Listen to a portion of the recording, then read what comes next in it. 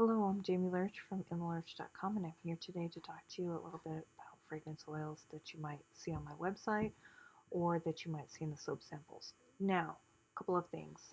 I think I might have to break this down into a couple of different videos, primarily because this video is turning out to be very, very, very long, and I'm not interested in doing a very, very, very long video.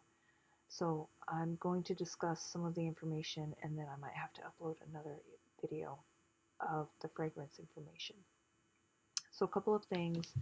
I mentioned in my last video that I would do a video of the fragrances that came out in my soap collection and some of the other ones on my website. So I'm going to do that for you today. Again, it might be a couple of different videos based on the length.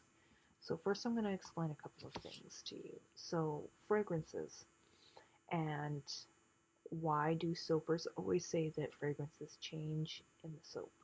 The answer to that is chemical reactions. So I told you in my last video a little bit about how you have this fatty acid and you have this alkaline base, and we put them together and we stick blend them, and they attach to each other and a chemical reaction occurs. That chemical reaction is exothermic, and basically exothermic means it creates heat. The chemical reaction is happening. Bonds are being made, bonds are being broken, things are being consumed, and that creates heat. That heat can eliminate some of your fragrance notes. So your fragrances can smell somewhat different or vastly different depending on things like how warm your soap got, and just basic chemical reaction. That fragrance oil, despite when you add it to your soap, doesn't escape the chemical reaction. It becomes a part of the chemical reaction going on. And so, again, because bonds are being made and broken between molecules and small little teeny tiny things, uh, your fragrance can vastly change. And so that's why I'm going to smell the soap and then smell the fragrance in the bottle and tell you what I think. Now, I have been asked by a couple of people who have actually purchased my soap what this means on the back of the label when I say fragrance 810. Well, what that means is that I purchased the supplier for this fragrance is provided on the side of this soap. It's also, there's a link to every fragrance that I've purchased on my website that can be found and used to locate your IFRA or SDS documentation. You'll need your IFRA documentation for safe usage rate of your fragrance, which is what you'll need if you ever do decide to use this fragrance and make a soap or a lotion or something yourself, and the SDS documentation so that you can determine if you do have atypical skin, whether or not there's something in it that you'll be allergic to.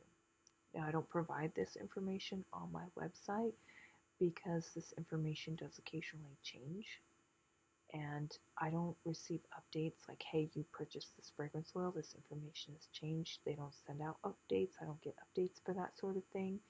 And so I do not, and I am not interested in providing you with false data, either on purpose or by accident. And so to keep me from providing you with potentially false data, I'm simply providing you the means that you need to find out for yourself. So that's why you'll sometimes see this fragrance 810. It's because I purchased this, more than likely I purchased this from Wholesale Supplies Plus, and Wholesale Supplies Plus is a massive, big company, and they have designated numbers for every single one of their fragrances. So if you get onto Wholesale Supplies Plus right now and you type in 810, it will bring up fragrance oil, sandalwood, and patchouli. And so for those of you who don't know this, that name down there at the bottom of the soap is not a name that I create myself. That name is exactly how it appears on the website so that you can go and obtain that information yourself by either typing in the number designation provided on the back or by typing in the name of your fragrance. Okay, so those are a couple of things on fragrance oils. Now I'm going to go ahead and stop this video and start another video.